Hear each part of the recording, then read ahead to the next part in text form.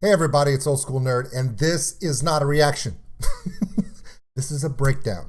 I've decided to do something a little different with this Liliac Master of Puppets cover. A lot of times I will do a live reaction and I'll stop it 1,000 times so I can tell you what I'm thinking about. And a lot of you hate that so much, so I decided, you know what? I did the first live reaction during their premiere. I did not stop the video. I just let it play through just so I could give the reaction. And for those of you who like when I stop and talk about everything else, I'm doing a second video to give commentary to my reaction. What a novel idea! That way I'm making everyone happy. Kind of like a taco, but without the cheese and more hair. If you have hair in your taco, that's just, oh my God, I can't believe I just said that. I just realized what I said.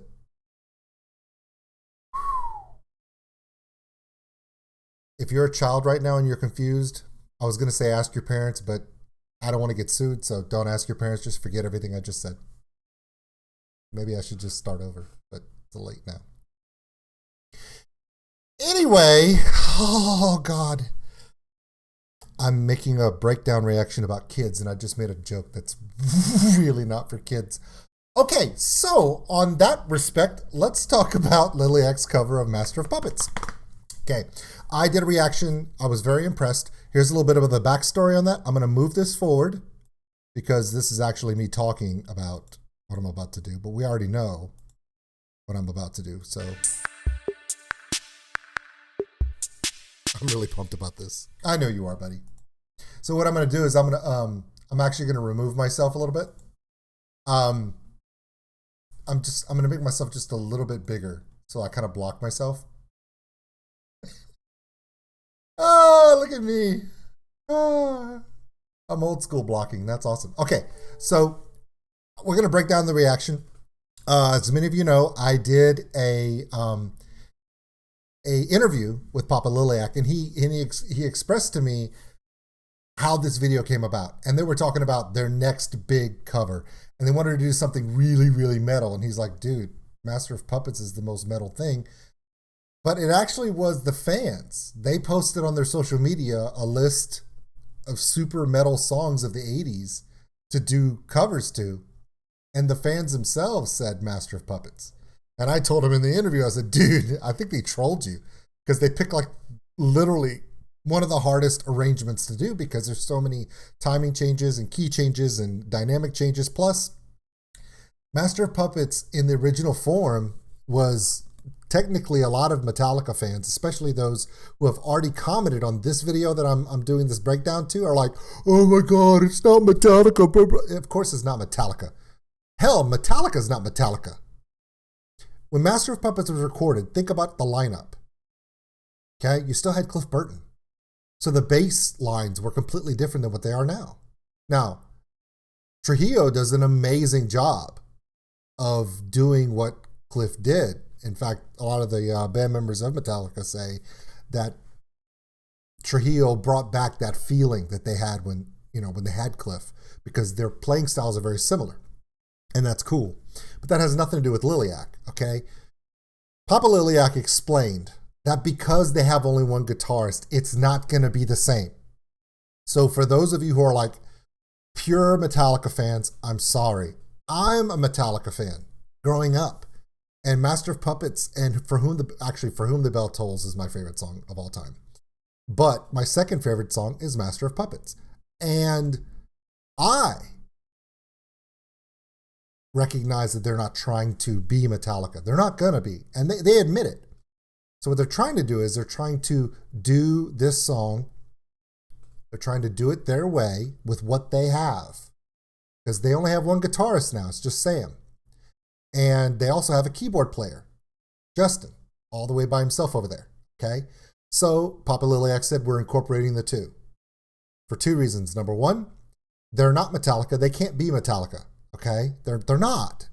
But they're also trying to do a Liliac version. So by adding those creepy Transylvanian vampire-style keyboard riffs, they're doing a lot of Kurt's harmonizing to James in the riffs, to make sure the song is full, to be true to the song, but at the same time, they're trying to honor the song. Now, at the end of this little thing I'm telling you, I'm gonna literally justify, quantify, and confirm everything I'm about to tell you is 100% true in a way that nobody can dispute.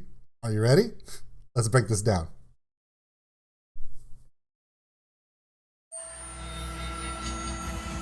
It's in the steel factory, like you said.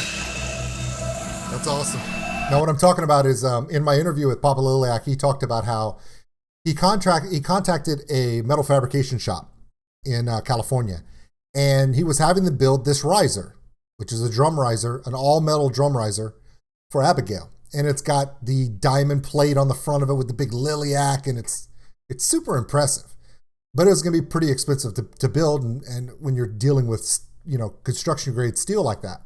So he was like, hey, you know, they were like, hey, if you come to our shop and film a super metal, get it? It's a metal fabrication shop, a super metal video, we'll just make it for you. And he was like, why not? So that's why they're doing it at this place, because it's kind of one of those things where kind of a rub there, you know? Hey, thank you for hiring us to build your drum riser. We'll do it for free if you shoot your video at our place. It works. Plus, it's the ultimate metal location. You've got guys with grinders and sparks and big cranes with metal. I mean, that is metal, right? So it works. Now, let's get into this a little bit more. Let's get started and understand, okay, the ages of these band members, okay, are 13 to 22. 13 to 22. Now, before you start giving them shit about they're not Metallica, Metallica couldn't do this when they were 13. Remember that, okay? So give them a little slack.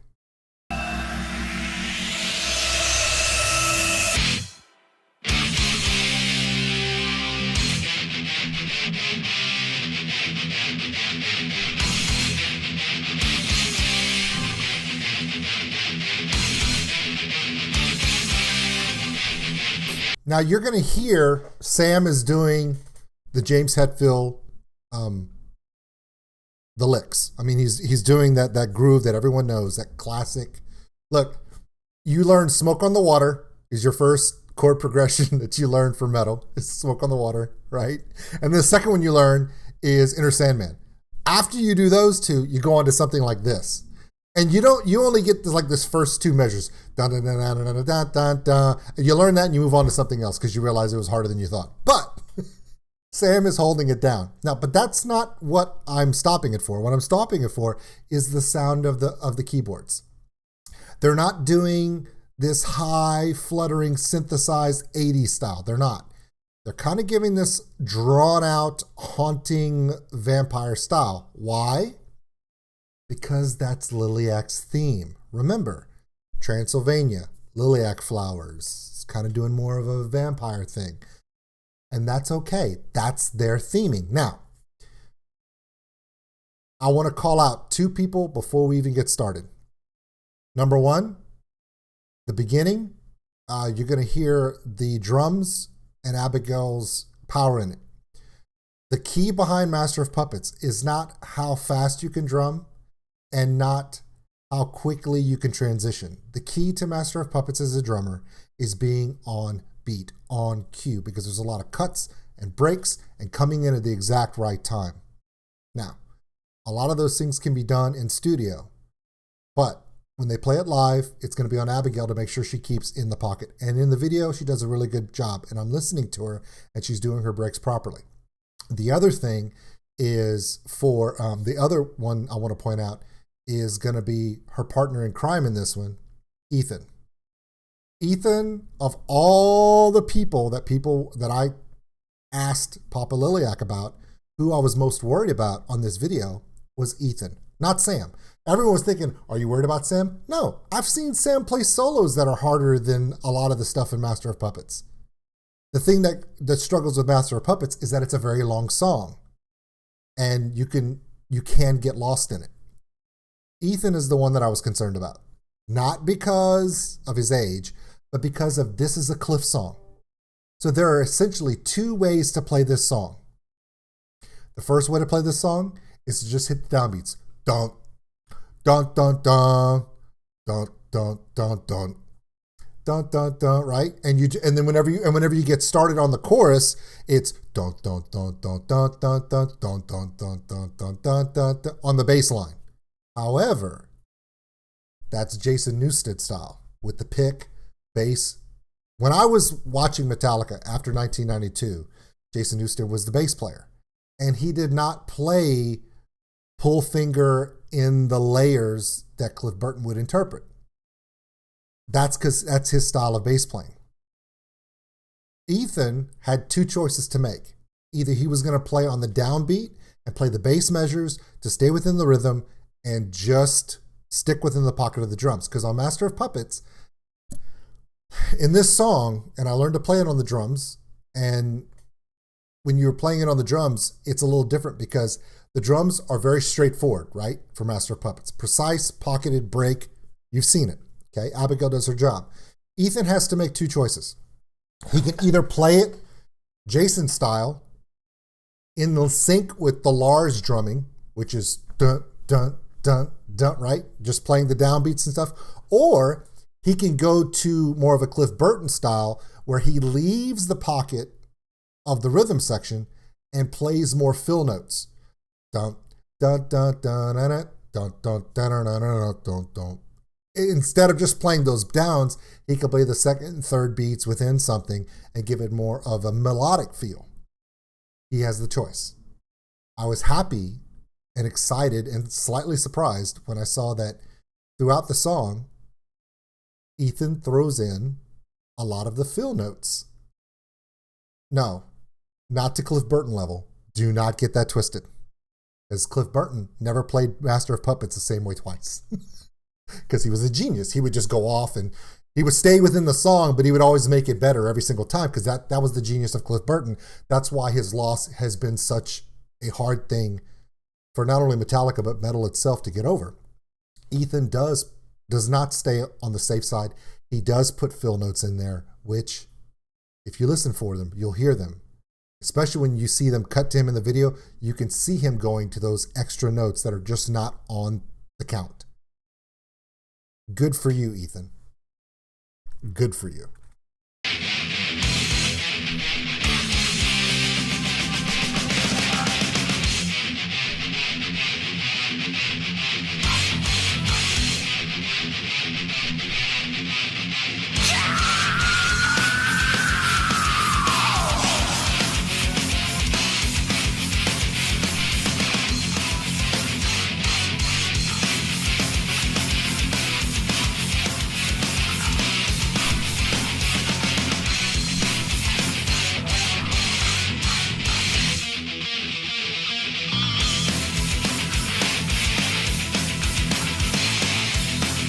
Caught him.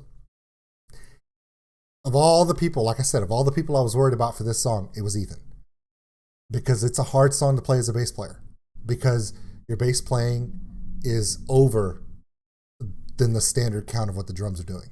Which is normally kind of a scary place for a bass player. To be outside of that core rhythm within the rhythm section. But Ethan took on to it. Abigail stayed right in the pocket with the Lars fills. She didn't go outside of it. She didn't add anything else, which is what you're supposed to do for this song, because the whole idea of Master of Puppets is that drumming, that standard set drumming, is the idea behind the song that adds the only bit of the song that never changes. Everything else goes awry, but there's always a core within Master of Puppets within the drumming. Some people say it's because this is the only way Lars can play. I don't believe that. I just believe that this is the way he wrote the song. This song, Master of Puppets, was written by Lars and James together. So yeah, the drumming is essential for this. So if you were expecting Abigail to go anywhere besides where it's supposed to be, that's not the way it's supposed to be for this song. And I really like how she, again, of all the things that I want to see from Abigail in this song particularly, is I didn't want to see smiling, bobbing Abigail. This is a song about addiction. This is a song about being aggressive. This is a song about fighting. And every time you see her in this video, if she's in a pocket, if she's with a slap grab on a cymbal or whatever, she's I mean, she's focused and she's looking like she could come off the set, take her riser, and beat you to death with it, which is awesome.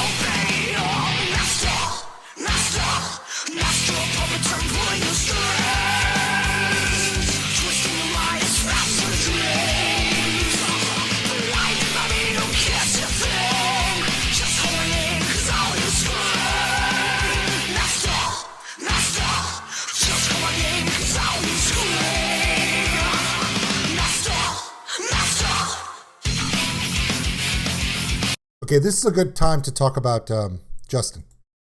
This part right here is a good time to talk about Justin. Okay. Justin's part in this is very difficult. It's because he's playing the keyboards in a spot that technically keyboards don't belong. So he has to, along with Papa Liliac and the producers and the people that are helping create this arrangement, and I don't know who they are, didn't ask. I may find out one day. You're having to create a interpretation of Kirk Hammett's harmonizing riffs to James's leading riffs with a keyboard. And you have to do it in a way that's not going to deviate too far from the song. Otherwise, you piss people off. Which is going to happen anyway, because let's be honest. I mean, Nightwish, Baby Metal, The Warning, all of their fan bases that are so passionate and will attack you if you say the wrong thing about their bands, they are nothing. And I mean nothing compared to hardcore Metallica fans. So when I asked Papa Liliac in the interview, are you guys out of your minds? Doing Enter Sandman's one thing, because that's a commercial Metallica song. Anytime you go pre-Black Album, you're touching the core Metallica fans. You're touching the Metallica fans that are like, I was a Metallica fan before they sold out, bro. Yeah, those guys. Okay? So to go after not just any song, but one of the most iconic songs that people want to listen to, it takes balls. Okay? And that's not a slam on Abigail and Melody. Let's be honest. Them ladies got some pretty big balls to do what they're doing on this song too. Let's not get it twisted. But Ethan and Justin had the two biggest issues to overcome of all the members. Ethan, because he's playing a song that originally was recorded by Cliff, and everyone gives anybody who plays it, including Trujillo and Jason Newsted, crap about how they play this song. So he's already behind the eight ball. And then you don't have a Kurt Hammett in Liliac. You don't. You have a Sam. And Sam is doing the dual role of the James and the Kurt in this song, and he's being supported by Justin. And the tone of the keyboards are more of a organ, like a classic castle church organ, which is cool. They didn't go too high and they didn't go too low. They kept it kind of in the same octave area as the guitar so that they complement each other. And the notes are slightly delayed. He's not playing like Sam will be like, dun, dun, dun. He's like, the keyboards are echoing each riff of the guitar. That's on purpose. Because anyone who has ever read the sheet music or listened to the original track of Master of Puppets, the way that the song is so heavy is the fact that Kurt and James are not playing on the same beat. They're syncopating off each other. dun, dun, dun, dun, dun, dun. So he's trying to, his keyboard sounds like it's slightly off. It's not off. You're just used to hearing two guitars doing it. So when two guitars doing it, it sounds super heavy. When one guitar and one keyboard are doing it, if you don't know what you're listening to, it will sound slightly off, and it's not off. Would I have rather them not gone with an organ sound and done something more, more distorted, more fizz to give more of a guitar sound to it? Maybe. But this is an artist interpretation. The decision by Liliac to go with an organ is because of their theming. Remember, vampire theming. So let them do that. And it works. It really works. If you get past your own ego and your own super Metallica fan thought process that you have, and just realize, I guess it's easier for me because I have kids. If you're a dad, you get it. For those of you who are not dads, you can be a-hole Metallica fans about it and be like, it's not the same, they ruined it, blah, blah, blah, blah, blah. Okay, buddy. But I know for one thing right now, that if these 5 young people, if their last names were Hammett, you know, or Hetfield, or Ulrich, or Trujillo, and they were the kids of Metallica playing this song like this, the guys in Metallica would be super pumped. Why? Because they're young people and they're playing a song that they love and they're doing it to the best of their ability, and they're not trying to change the game. They're just trying to put their twist on it and honor the originals, and they're doing a damn good job.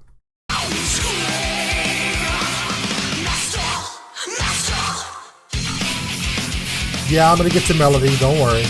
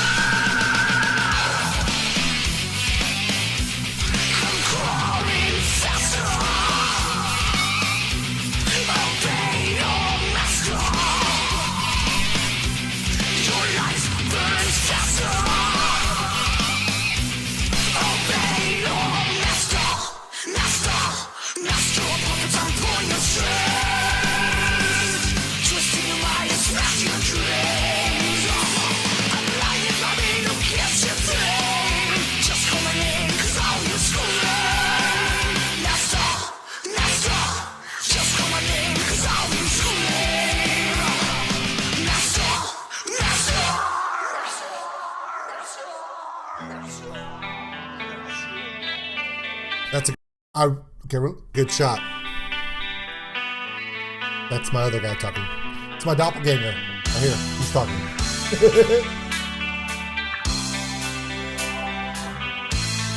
I really like the keyboards being put in. I really do. I do. I like the keyboards, especially in this part, because the reason why I really enjoy this part of it is because the keyboards actually add a little bit to the song that you don't expect, because instead of staying up here in the higher octaves, Justin went down low and added more of a mood setting. And Sam does a really good job with this part. This is the classic change up. Tempo change, arrangement change. It's a full timing change for this song, which is good. They do it very, very well. Of course, this is just a video. It's a music video. I'm interested to see if they pull this shit off in live performance. But if they do, it's great. 2 things you need to watch out for. Number 1, Sam is very comfortable playing this. This melodic tone is about being precise, and then when he gets to the solo, one of the hardest things to do is when you play a solo that is yours, you can feel it. You can go through it. When you're trying to do a cover of someone else's solo, you have to try to be exactly to their timing and everything else, which is harder. So he does a really good job. One thing I need you to be aware of is that when they cut back in the recording to the guitar solo, rather than just leaving Sam out on his own to play the guitar solo with just the keyboards behind him, they do have a backing track of chorded guitar, probably recorded by Sam in the studio, to add a fill weight into it. If you don't, you lose that Master of Puppets push forward chording, that riff that you're used to. If you don't have that, it's hard to pull the guitar solo off. And Sam will do it, but I think it was a smart idea, and I think it's a proper idea to have Sam record a riff dub to go behind his guitar solo. That way it's not just Justin hanging out behind him. Because when you have the original song playing, when you have the first part of this song playing, and you have Sam doing riffs and Justin doing keyboards to fill in harmonizing, it sounds fine. Okay, it sounds good. And it's Liliac style, which is cool. And it plays honor. That's cool. Now, when you get to this part, this is where Justin's keyboards will shine as a melodic fill that is in the part of the seduction that you don't get in the normal version, because this soft idea of the drug luring you down the hole does really well with the keyboards and the plucking of the guitar strings. Once you come out of that and you go to the build, you have to have that dun dun dun dun dun, that riff, the chording that Sam pulls up. But once when he goes up to his guitar solo, the Kirk Hammett guitar solo, you can't lose that. You just built up to the crescendo for the guitar solo. He can't just drop out that power riff and leave Justin by himself with keyboards. That would sound awkward. So he recorded a dub to play behind his guitar solo to make sure it stays up to the level of drive for this song. Some people may say, well, he can't do that live. No, he can't. But if you're going to record this song and you're going to pay homage to the original artist properly, you have to make sure you don't have a dump off for the solo. Got to think about these things. It's a production thing you have to think about. Because, again, all these songs, especially Master of Puppets, One, For Whom the Bell Tolls, all of these classic Metallica songs, they were so epic because of the stories they told. And part of telling this story is when you come out of that lull, the drug haze lull, and you come out of into the fix me where he's just screaming, that rage, you can't just dump off without it. So listen for it. You'll hear it. Also, you'll hear part of the buildup and into the guitar solo. You will also hear some of Ethan's doing that extra notes between the downbeats, which is really good. You'll hear some of that if you're listening for it. And I haven't said anything about melody yet. It's coming. It's coming. Okay. I'm not going to leave anybody out. You hear the bass?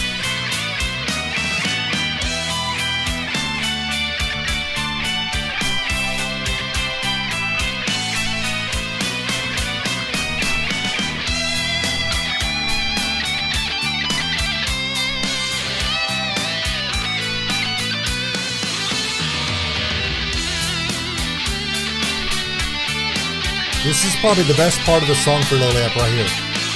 Because Ethan, Sam, and Justin are all playing in concert together. They're all playing the melodic.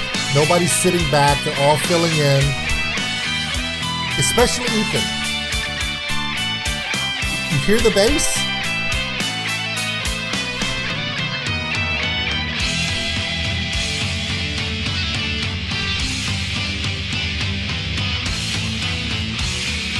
This is one of my favorite parts for Abigail right here.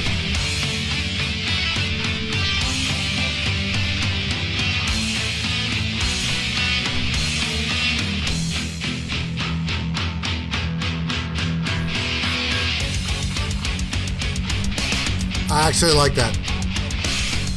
I do like that. I like Justin's part in this. I do.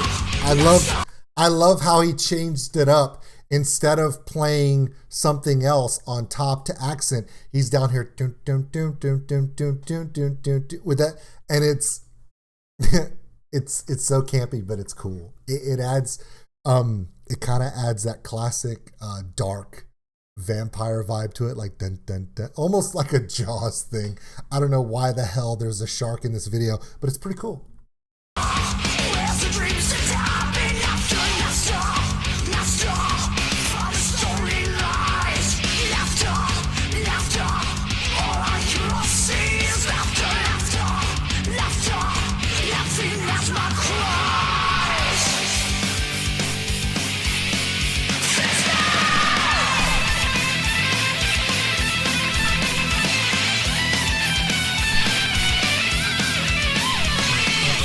You can hear the backing guitar.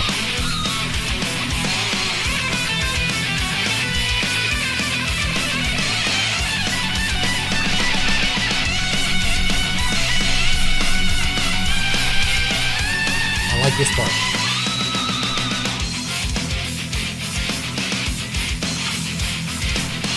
Now, the breakdown after the guitar solo when they go to the groove is one of the most iconic switch ups in Metallica history. If you go to any other reactor, and I mean any reactor, who has never heard Metallica before, and they first react to Master of Puppets when it comes off the guitar solo, and they're freaked out by Kurt Hammett and everything, and all of a sudden it goes to dun, and then it comes into that dun dun dun dun dun dun dun dun, in that really guttural one. You have both Kurt and James grinding that together. They don't have two guitars here. So Sam's in there, and you have that dun, dun, dun, dun, from the keyboard from Justin. They can't get that heavy groove the same way Metallica can. That's the only thing that I noticed that they can't reproduce. You can't. And it's okay. And I'll explain to you why at the end of this video. One last thing, and this is my only critique for Justin. Are you ready? Justin, I know it's a music video, and I know they want you to move around and dance and swing your hair because, you know, that's commercial. That's how it works. When you're doing your video, I know you don't play the keyboard like this. Curl your fingers. Proper keystroke. Curl your fingers. Because when you play like this, it looks too much like a music video. If you're curling your fingers, even if you're not playing the exact notes of the song that you recorded, if you curl your fingers, it gives more of a, I'm really playing this look. That's the only thing I'm going to tell you. It's the little things. Hey, I have to do one thing. I have to point out one problem every video. If I don't, I'm not doing my job. Curl your fingers. Curl your fingers. Not like this. Curl your fingers. Proper piano technique, sir. Oh, God, that was so bad. Okay, now that we've come out of this part, we're into this. Now it's time to talk about melody. Papa Liliac told me that when they were doing this song, one of his biggest issues was the vocals. Because as Metallica went from the Black Album beyond, James went from that thrash metal, Sunset Boulevard, Whiskey A Go-Go style that they were so into more commercial musical sounds. Now, he kind of started that with one, which is for Injustice for All. But Master of Puppets, he does a lot of screaming and growling and stuff, and let's be honest, that's not what Melody is going to do. So what Melody did is she did more vocal, but she did stay in the, she didn't just sing her way through this song. No, she didn't do that. She did do a little of that, it's a desperate cry. When you're singing the words of the song, James is doing that growling, fighting against himself, fighting against the weights of addiction, fighting against the pressures of it. And you can hear that in his voice in the song. And yes, it comes off very growly and screamy and aggressive. Melody does more of you know, it's a desperate call out, but it's still very musical. It stays within a vocal. And then at the end of her lines, instead of doing a James Hetfield, wah, ooh, that kind of stuff that James does. Yeah, she doesn't do that. She goes to her toolbox, which is she'll do vibratos, she'll go to headspace, she'll go up high, she'll do some shrieking, some screaming, and it fits well. There are two things about Metallica songs that people do not like when people do covers of them. Number one, they don't like it when people deviate outside of the guitar parts, because those guitar parts is what makes Metallica, Kurt and James. The other thing that people don't like is when you change the vocal stylings from James Hetfield's tortured soul thing.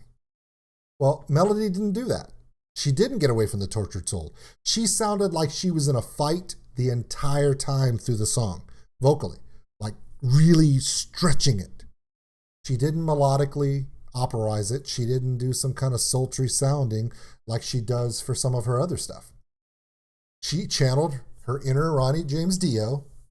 At the same times, she also pulled up a little bit of that Pat Benatar, that stuff, and it works. So to get past the point that she can't do the anger growl scream of James, she brings up the Ronnie James Dio for the high points at the end of her lines, and she channels the inner Pat Benatar. Why? Because she doesn't give a damn about her reputation. You see what I did there?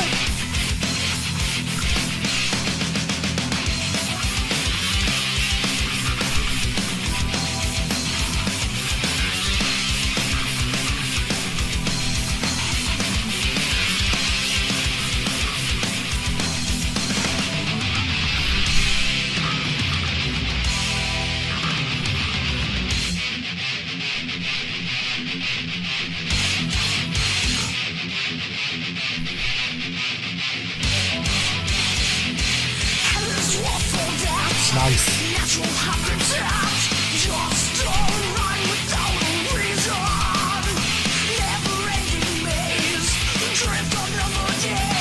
You hear it?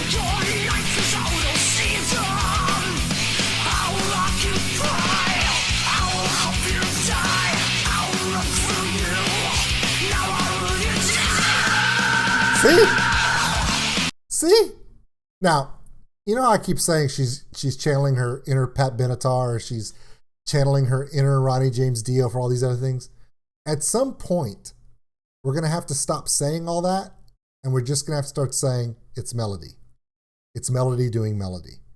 Because when she was younger and she wasn't an adult, she's an adult now, by the way. When she wasn't an adult and she was very, very young, you were like, oh my God, this little girl sounds like this. This little girl sounds like this person. And yes, she's influenced by Dio and Janis Joplin and Pat Benatar and Joan Jett and all these other amazing artists. And yes, you can look at some of her vocal stylings and say that, oh, she's channeling this, she's channeling that. This will probably be the last video where I say that Melody is channeling this artist or this artist. From now on, it's Melody being Melody. Okay? She's one of the few artists in this band that has to stand out and say that I do this different than everyone else. Because when you play the drums, you can only play the drums as a drummer. You can say like Abigail may develop a signature roll or a fill or something that makes her say, oh my God, only Abigail does that. Or you may have something that Sam does as a guitarist, and he will, where someone's going to go, did you hear how that guitarist did that kind of Sam from Liliac thing? That will come one day in time. And Justin and Ethan are so young, they haven't even developed their own signature styles, and they're going to come. Melody is already starting to develop her own signature style. So I just wanted to take the end of this video and get to her last to tell you guys, again, I will not say again that she's channeling Dio or she's channeling Janis Joplin, Pat Benatar, Joan Jett, whatever. She's just being Melody. And Melody is very unique. Yeah, just because she might sound like someone else, she does sound different than everyone else. And everyone else sounds different from her. And it's going to come to a point where we're going to refer to other people going, man, she sounds like Melody from Liliac. When that happens, we all got to shut up about all that stuff. Okay. Let's finish this out because I have one thing I want to show you guys. Just to prove they did a good job.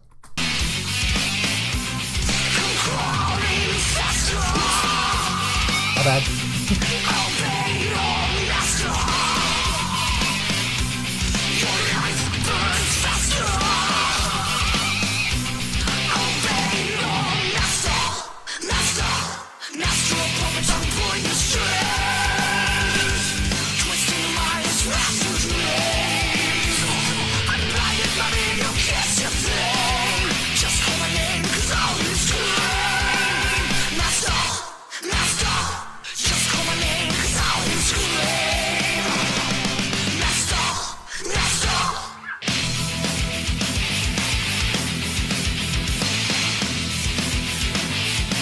There was a little bit of a different breakdown. Yep, a little bit of a different breakdown. I noticed it.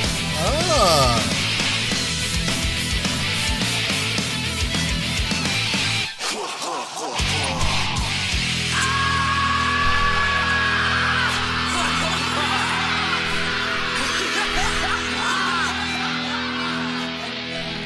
And that was my breakdown. This is my breakdown of that, okay? I like the little tags at the end, a little bit of a... They stayed within and stayed true to Metallica's original art up to that very last breakdown measure or set of measures lines where they could play a little bit more, add a little bit extra to it. And it's good that they can do that because it says this little stamp on it, and that's fine. But for all the people that are going to say to Liliac on social media, on YouTube, Facebook, you know it's coming. And Papa Liliac knows it's coming. And I'm sure he's told all of them it's coming. No matter how good this video is, there's going to be people that are going to hate on this because they consider themselves the core Metallica fans. And unfortunately for them, and what I mean by them, I mean the Metallica fans, they're letting their own pride, their ego that quite frankly they have no right to, get in the way of enjoying something that's really cool. And now I'm going to show you why they did a good job and how I know for a fact they did a good job. I recorded the original reaction and I immediately uploaded it to YouTube. Why? Because I promised I would. You want to get it out there as soon as possible. And when I did, something rather interesting happened.